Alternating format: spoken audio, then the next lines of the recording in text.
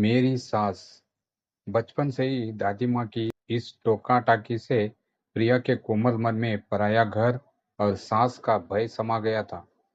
जब भी घर में उसकी शादी की चर्चा होती तो वह घबरा जाती। माँ का चेहरा सामने आ जाता कि शादी के बाद उसका भी यही हाल होगा। शादी के नाम से ही चिढ़ हो गई उसे। एक दिन उसे लड़के वाले देखने आए और पसंद भी कर लिया। फिर शीघ्र ही विवाह भी हो गया। सास और पराये घर का भय अब उसे और सताने लगा। विदा होकर जब कार में बैठी तो घबराहट की वजह से उसका बुरा हाल था। द्वार के रस्म के समय भी वह बुरी तरह कांप रही थी। उसको कांपते हुए देखकर बुआ सास ने कहा, क्या बात है बहू, तुम इतना कांप क्यों रही हो? क्या तबीयत खराब है तुम्हारी? अरे बुआ, आप समझती नहीं हो, हमारी भाभी को 1 से 4 डिग्री का बुखार चढ़ गया है। इसी वजह से कंपकपा रही है। पीछे खड़े देवर अमन ने जब यह बात कही तो सब हंस पड़े, लेकिन प्रिया को हंसी नहीं आई। सभी रस्में पूरी हो जाने के बाद उसे उसके कमरे में भेज दिया गया। थोड़ी देर बाद उसके पति रमन भी कमरे में आ गया, लेकिन वह उनसे भी कुछ नहीं बोली। उसे गुमसुम देखकर रमन ने उसे बाहों में भरकर कहा, तुम इतनी चुप क्यों हो? कुछ बोलती क्यों नहीं? लेकिन वह बुरी तरह डर रही थी। उसकी आवाज या हंसी कमरे से बाहर चली गई तो क्या होगा? यह लोग क्या कहेंगे? वह पूरी रात ठीक से सो भी नहीं पाई। उसे सुबह की चिंता थी कि कहीं देर से आंख खुली तो उसकी दादी माँ की तरह सास भी उसको डांटने न लग जाए। यही सब सोचते सोचते पता नहीं कब उसकी आंख लग गई। सुबह जब वह अड़बड़ा उठी तो और सामने घड़ी पर नजर डाली तो सुबह के 8 बज रहे थे। रमन उठ चुके थे। मारे डर के उसके आंसू निकल पड़े।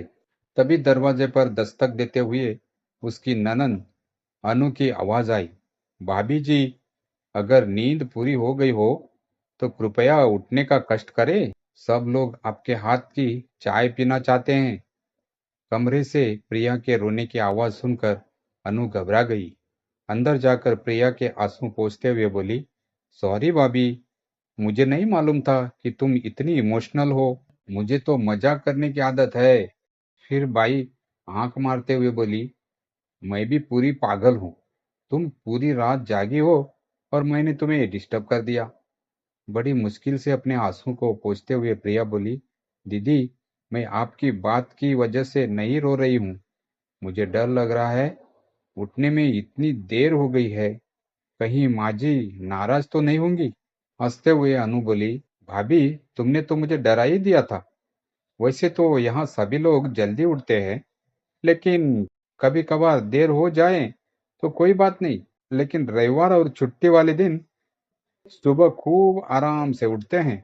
प्रिया नहा धोकर रसोई में चली गई और सबके लिए चाय बनाने लगी। वह बहुत ही सावधानी से काम कर रही थी, कहीं कुछ गलती न हो जाए। चाय की ट्रे लेकर जैसे ही वह रसोई से बाहर निकली, अमन ने उसे डराने के लिए कहा, भाभी, आपके सर पर छिपकली है। यह सुनते ही उसके हाथ से चाय की ट्रे गिर पड़ी और वह बुरी तरह घबरा गई कि अब तो सास चोटी पकड़ कर मारेगी। वह सिसकते हुए बोली, माँ जी, अमन भैया ने। रुलाई के कारण वह आगे कुछ नहीं बोल पाई। तब सास ने उसे समझाते हुए कहा, बेटे, कोई भी गलत काम जान भूल कर थोड़ी किया जाता है। वह तो कभी कभी असावधानियों की वजह से गलतियां हो जाती है। इसमें रोने या घबराने की क्या बात है? वो तो अच्छा हुआ कि तुम चली नहीं। ये चाय के कप तुमसे ज्यादा महंगे थोड़ी है। हाँ माँ, तुम बिल्कुल ठीक कहती हो। और फिर इन कपों का भी अंत समय आ गया था। होने को कौन टाल सकता है? कहते जोर से हंस पड़ा अमन। एक दिन शाम को जब लोग बैठे बातें कर रहे थे, अनुज ने सभी को एक चुटकुला सुनाया तो सभी लोग खिलखिला कर जोर से हंस पड़े। प्रिया भी जोर से हंस पड़ी। उसको हंसता देखकर सास बोली, कितनी अच्छी लगती हो हंसते हुए। खुलकर हंसना जरूरी होता है, गुमसुम रहने से बीमारियां घेर लेती है। अब तुम उसे हंसा हंसा कर उसका स्वास्थ्य ठीक करना। कहते हुए ससुर भी हंस पड़े। अचानक अनुज बोला, माँ, हमारे साथ धोखा हुआ है। तुम्हारी बहू तो गूंगी है। तू खुद ही इतना बोलता है कि उसे बोलने का मौका ही नहीं मिलता। फिर प्रिया के सिर पर प्यार से हाथ फेरते हुए सास बोली, गूंगे होंगे तुम्हारे दुश्मन, मेरी बहू तो लाखों में एक है। धीरे धीरे उसने महसूस किया कि उसकी गलती पर सास डांटती नहीं, बल्कि कितनी कुशलता और प्यार से समझा देती है। उसके अच्छे कामों की कितने खुले दिल से प्रशंसा करती है।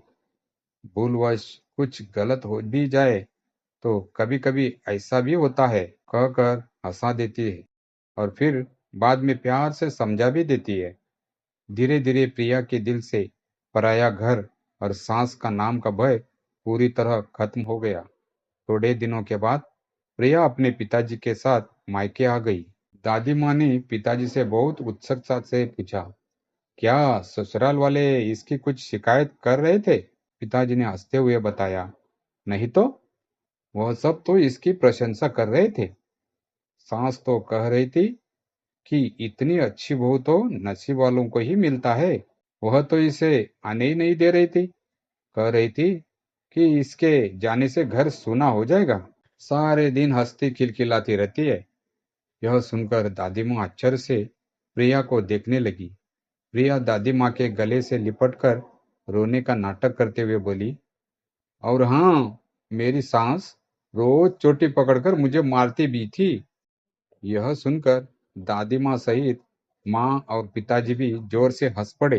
प्रिया ने अपनी बात को मजाक में बदल दिया, लेकिन उसके चेहरे पर एक मुस्कान थी जो उसके दिल की खुशी और संतोष को साफ साफ बयां कर रही थी। उसकी बात सुनकर दादी माँ ने उसे प्यार से दपटते हुए कहा, अरे पगली, मजाक भी ऐसा करो कि हमें सच लग जाए। लेकिन सास के बारे में तेरे मुंह से इतनी अच्छी बातें सुनकर तो मेरा मन मुझे दोबारा वही भेजने का कर रहा है। प्रिया हंसते हुए बोली, दादी माँ, अब तो मैं भी अपने ससुराल को अपना घर मानने लगी हूँ। वहाँ सब मुझे इतना प्यार करते हैं कि मुझे अब वहाँ रहने में कोई पराया महसूस नहीं होता। दादी माँ ने गर्व से कहा, बेटा, यही तो असली गृहस्थी की शुरुआत है। जब घर को घर समझने लगो तो वही असली सुख होता है। पिताजी ने मुस्कुराते हुए कहा, सही कहा माँ। प्रिया ने जिस तरह अपने ससुराल में जगह बनाई है, यह उसकी समझदारी और सच्चे दिल की निशानी है। प्रिया ने हल्के से सिर झुकाया और मुस्कान के साथ कहा, यह सब आपकी और माँ की दी हुई सीख का असर है। आपने हमेशा मुझे सिखाया कि प्यार और धैर्य से हर रिश्ते को संवार सकते हैं। उस दिन प्रिया के मायके का घर हंसी और प्यार से भर गया और प्रिया ने समझ लिया कि ससुराल और मायके के बीच का रिश्ता सिर्फ दूरी का नहीं होता, बल्कि भावनाओं और अपनात्व का फूल होता है। कुछ दिन मायके में रहने के बाद प्रिया ने ससुराल लौटने की तैयारी शुरू कर दी। माँ और दादी माँ उसे विदा करने में जुट गई। माँ ने अचार, पापड़ और पसंदीदा लड्डू पैक करते हुए कहा, ये सब अपनी सासू माँ और घर के बाकी लोगों के लिए ले जाना। उन्हें बताना कि मायके में भी तुम्हारा कितना ख्याल रखा जाता है। दादी माँ ने प्यार से उसके सिर पर हाथ फेरते हुए कहा, बेटा, वहां भी ऐसे ही खुश रहना और सबका दिल जीतते रहना। अगर कभी कोई परेशानी हो तो यहाँ आकर अपना दिल हल्का कर लेना। प्रिया ने भावुक होकर कहा, दादी माँ, अब तो वहां भी मुझे ऐसा ही अपनापन महसूस होता है। आप सबकी दी हुई सीख से ही मैं वहां सबके दिलों में जगह बना पाई हूँ। पिताजी ने मुस्कुराते हुए कहा, जाओ बेटी, अपने नए घर को और भी खुशियों से भर दो। बस इतना याद रखना कि रिश्ते दिल से निभाए जाते हैं। ससुराल पहुंचने पर प्रिया का जोरदार स्वागत हुआ। सास ने उसे गले लगाते हुए कहा, अरे, घर जैसे सूना सूना लग रहा था। तुम्हारे बिना सब अधूरा लगता है। अब आ गई हो तो सब कुछ ठीक हो जाएगा। प्रिया की आंखें खुशी से चमक उठी। उसने महसूस किया कि वह सचमुच अपने घर लौट आई है। उसने सास के पैर छूते हुए कहा, माँ जी, यह सब आपका आशीर्वाद है। आप जैसी सास पाकर मैं सच में धन्य हूँ। सास ने हंसते हुए कहा, और मैं तुम जैसी बहू पाकर अब जल्दी से चाय बना दो। तुमने जो चाय बनाना सिखाया है उसकी याद बहुत आ रही थी। प्रिया मुस्कुराई और रसोई की ओर बढ़ गई। अब उसके मन में ससुराल को लेकर कोई भय या झिझक नहीं बची थी। वह जानती थी कि यह घर, यह परिवार और यह रिश्ता उसके अपने हैं। धीरे धीरे प्यार और विश्वास के इस नए अध्याय ने प्रिया के जीवन को पूरी तरह से बदल दिया। धन्यवाद। दोस्तों, ये कहानी आपको कैसी लगी कमेंट कीजिए और वीडियो को लाइक कीजिए और चैनल को सब्सक्राइब कीजिए। धन्यवाद।